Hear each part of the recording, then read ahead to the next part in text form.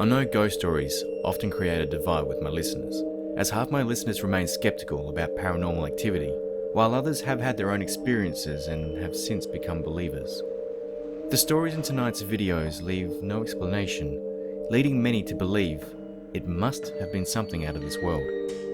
But maybe it was something more real, more sinister. So after a month-long break, I'm back.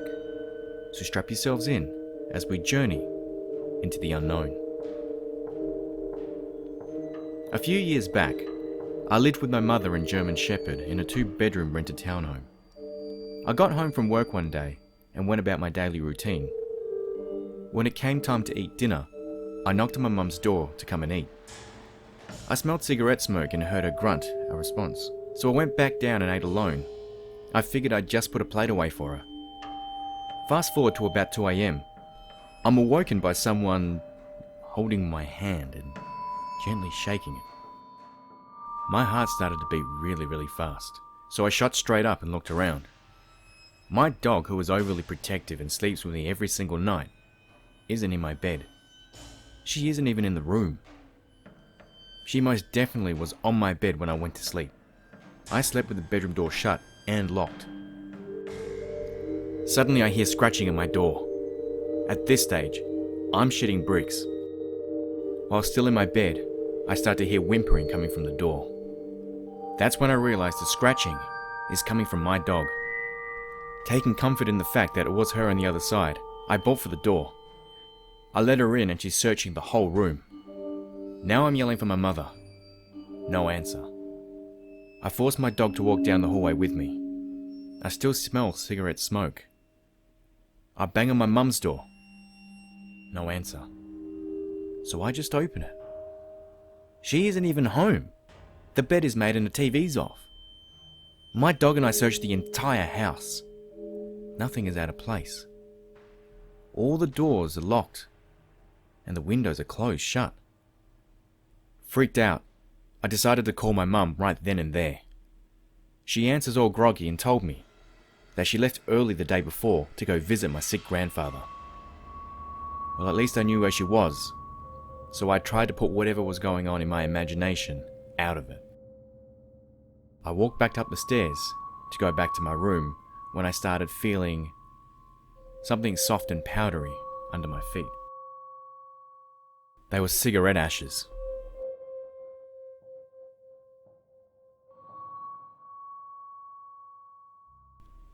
I used to love wandering around abandoned buildings when I was in high school.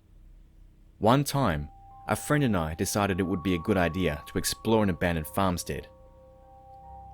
To get to the farmstead, you had to travel down a long gravel road that brought you to a cluster of dilapidated buildings around a central barn.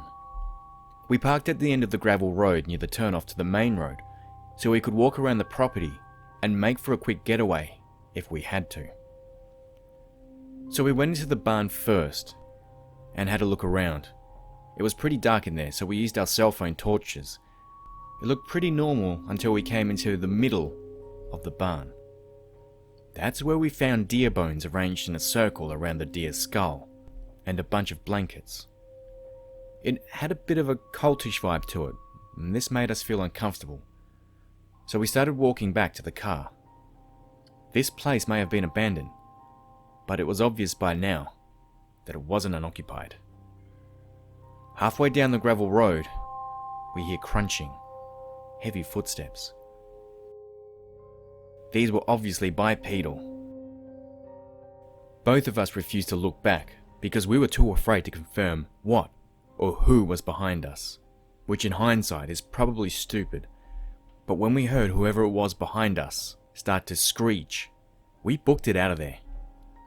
As we sprinted back to the car, the blood-curdling screeching continued. We tried to peel out of there as fast as possible, but because it snowed the night prior, the car was stuck.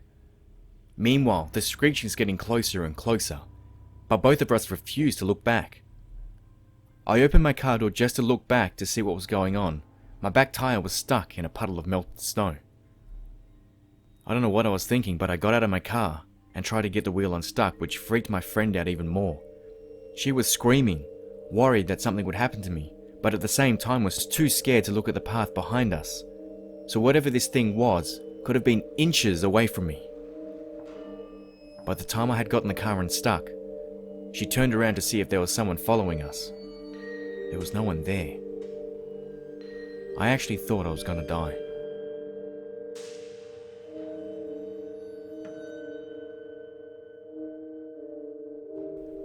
I was visiting my ex-mother-in-law in rural Georgia over the summer a couple years back. We're talking deep rural south. No light pollution. So you can see a billion stars and the actual Milky Way across the sky. Well, the night I went, it was one of those slim crescent moons, so it was even darker than normal. Like, can't even see my hand at the end of my arm, level of dark. I'm walking that little rat dog around the yard, along the edge of a forest, and I'm probably about 200 yards from their little trailer, which is the only source of light besides my flashlight. This little rat dog stops dead in his tracks and starts trembling. He looks up at me with his already popped out eyes, bulging out even further. He was terrified. He could sense something, or even see something, that I couldn't. And that made my heart race. Seconds later, maybe 20 feet to my left, I hear the rustle of leaves and a twig snap. I scoop the rat up and start power walking back to the house, looking in all directions with a flashlight. Once I get halfway back, I hear a blood-curdling, high-pitched scream from hell. It sounded like a woman was getting stabbed. Oh shit, this is some Hills Have Eyes shit and I'm gonna die. I ran as fast as I could back to the trailer.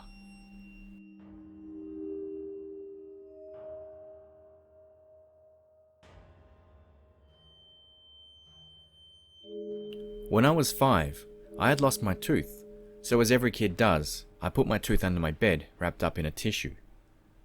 The tooth fairy came and left me a quarter for my tooth. She also left me this beautiful carved wooden pencil box. In the morning, my parents both asked me where I got it. I told them the tooth fairy brought it. They looked a bit concerned, but then we kind of moved on. Almost 30 years later, I asked my parents where they got the wooden box from. My parents still swear up and down it wasn't them. Now, my parents have been very honest with me. They admitted that they were Santa Claus and that they were the tooth fairy at other times, but they swear that they'd never seen that wooden pencil box ever before.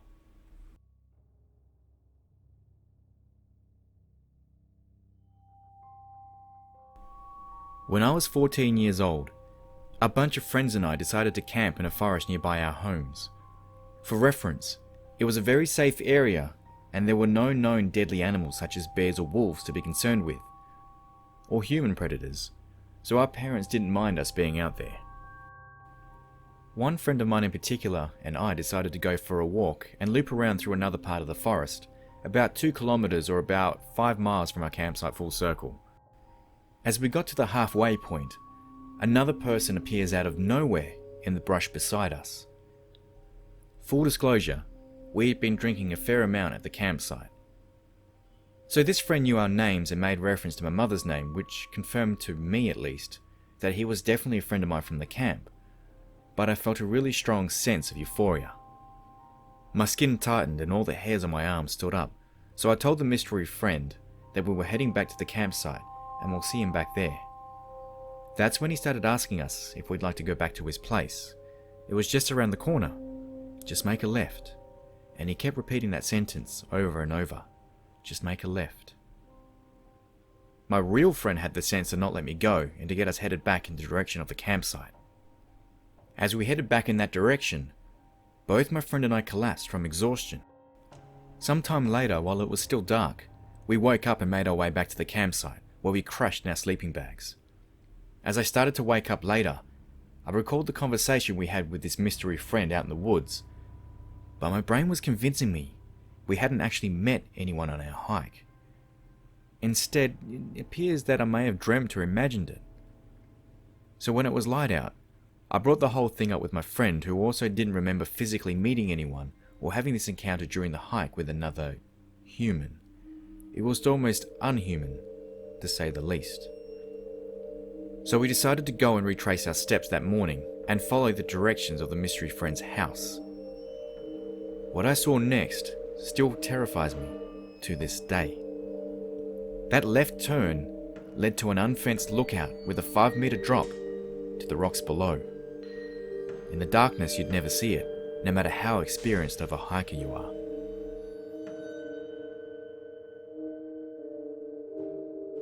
That brings us to the end of the video. So tell me what you think in the comments below. Do you think any of these were ghosts? Or do you think there was something more real, more sinister going on? Leave a comment below telling me which story was your favourite and what genre you'd like to hear next. And if you're new to the channel, hit the subscribe button for more videos like this.